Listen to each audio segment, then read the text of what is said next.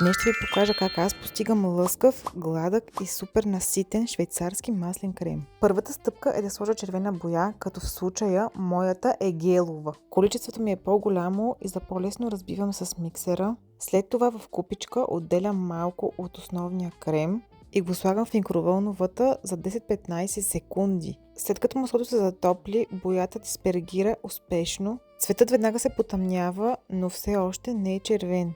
Връщам отново към основната смес и разбърквам добре. За да развием успешно целият потенциал на боята ни трябва 3 неща. Топлинна и механична енергия, както и време. Добавям и малко тъмно червено, защото цвета, към който се стремя, е бордо. Разбърквам отново с миксера и след това идва ред и на механичната енергия, т.е. пасатора, и сега ще видите как цвета веднага става все по-наситен. Също така ви препоръчвам да се запознаете с теорията на цветовете и ще видите колко по-лесно ще постигате цветовете, които искате. След 5 минути червеното стана перфектно, но за мен не беше достатъчно тъмно. Точно за това добавих няколко капки черно и се получи перфектното бордо.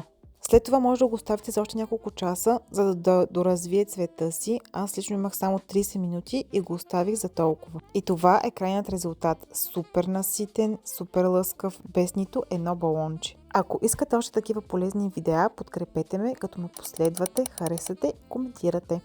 Чао!